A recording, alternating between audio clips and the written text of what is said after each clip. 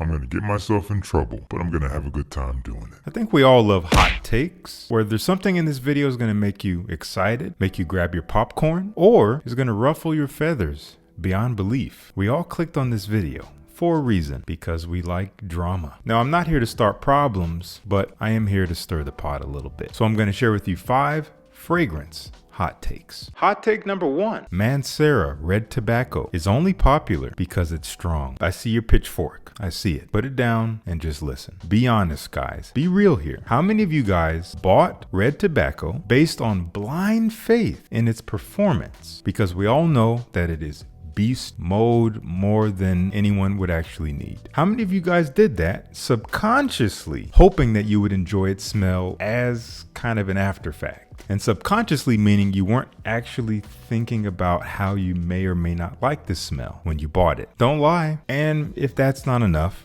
how many times have you heard this explanation? Well, yeah, the opening is a little harsh and overwhelming, but, once you get past that, it's great. Now, I don't disagree. The dry down is fine. It's nice. It ain't bad. But why make yourself cringe to get there for the sake of strong performance? I'm not asking you. I want you to ask you. Now, if you happen to be one of those who loves the scent from start to finish, good for you. Hot take number 2. Speaking of performance, if you expect strong performance as a feature of most fragrances, you're missing it. I see you picking your pitchfork back up. Hold on one more time. Now, I did a whole video explaining how a lot of frag heads these days seem to treat fragrances like cars. That might sound weird to you, but trust me, watch this video, it will all make sense. But in general, the performance of a fragrance is not a built-in feature. It's not a guarantee, and it cannot be completely determined by the fragrance itself. That might sound weird once again, but hear me out. There are several volatile variables that affect the scent before it even has a chance. They are as follows. Number 1, the nature of your skin. Now, this one gets flung around all the time, but for a reason. Now, some of you have drier skin than others. You know yourself, you know your body. Let's just be real. You already know that dry skin is not conducive to good performance. Now, we have things we can do about that. You can moisturize, and you should be doing that daily. However, even more importantly than that, the Mayo Clinic advises that we should be drinking as humans up to a little bit over 3.5 liters of water per day. Who's doing that, huh? Obviously, depending on certain factors, there's going to be variability there. Now, do with that what you will, but just know that by getting better hydrated daily, you might improve the nature of your skin and give your fragrances a fighting chance. Variable number 2. Now, environment is an obvious factor, but I think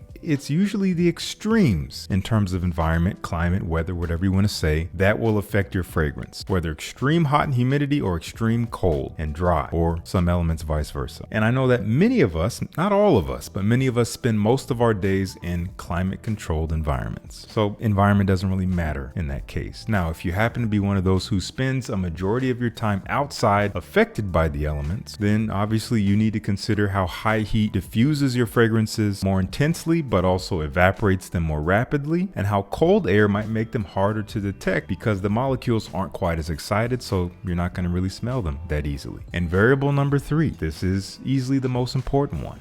It's you. Your sense of smell is not perfect. Neither is mine. We need to put that on a t-shirt. And depending on how you spray your fragrances, see this recent video for my most updated tips on fragrance application. Depending on how you're spraying your fragrances, you could be self-administering a classic case of olfactory fatigue. Another thing that most of us seldom consider. The simple explanation to all of this, just because you can no longer smell your fragrance doesn't mean others can't either. It ain't fair, but that's reality. Hot take number 3. Dior Homme 2020 is superior to Dior Sauvage Eau de Toilette. I'm taking swings here, I know, but hear me out. Now, Dior Homme 2020 is somehow not terribly different smelling. It's not this overly unique fragrance, but at the same time, it doesn't smell exactly like anything that came before it or after it, aside from its sport flanker. No sharp edges here, nothing really polarizing about it other than the fact that some may find it a little faceless. Now, Sauvage is clearly and obviously a phenomenal success. for Dior, just based on its dissemination across the internet and its sales across the world. That being said, I think a lot of us can agree that it does not come off nearly as smooth and natural smelling as Dior Homme 2020. Now, this is not necessarily a bad thing. It has actually played into its success. This pointedness, this acute nature that it has makes it very recognizable. That can be good or bad, depending on what you think. But this sharpness can also turn a lot of people off and make people call it overly synthetic. There are also several fragrances before and after Dior Sauvage that smell kind of similar. And clones aside, I do think the reason why there's a lot of mainstream fragrances that do smell like Dior Sauvage is because it's a simple scent profile. Masculine, sexy, shower gel clean. That's not really hard to replicate. Therefore, its likeliness of prevalence is way higher. If I had to recommend one over the other as a daily signature, I choose Dior Homme 2020 every single time. Now, the EDP and parfum flankers of Dior Sauvage have made some slight adjustments. The elixir is a totally different animal altogether, not even comparable, honestly. But if we're focusing on the seminal EDT, DH 2020 is superior. Now, speaking of clones, once again, your pitchforks, I see them. Your torches, I see them. Hot take number 4. In every case, you are better off buying a decant of the original first over blind buying a full bottle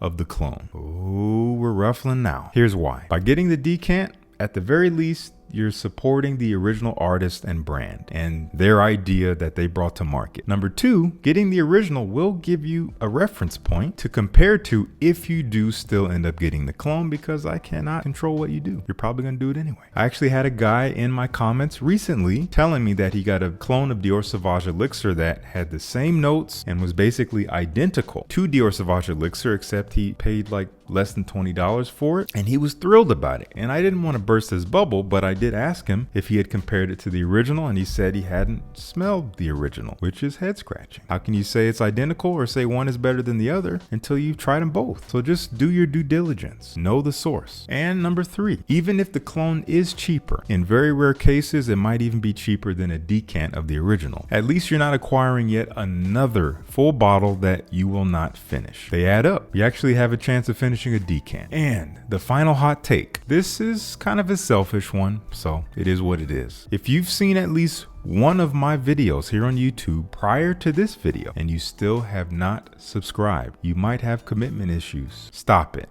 Get some help. I'm kind of kidding, but something obviously made you come back to my channel to watch this video. So I invite you to ask yourself, what brought you back? And equal to that, what is keeping you from clicking that button? Philip, Darren, Jessica, Frank, Ignacio, Janusz, Bartholomew. Now, if it is because you're not signed into a YouTube account, that is beyond easy to change. All you got to do is click sign in at the top right if you're watching on your desktop, or it should be real easy to find on mobile. I think you just look for a bubble where your name would be. Click that, click sign in, input your Gmail credentials if you got one, and bam, you're signed in. Excuse terminated. If you want to see more hot takes, let me know. Like this video. Once again, subscribe and leave a comment down below on any thoughts that I shared in this video. I look forward to your pitchforks. Thank you so much for tuning in.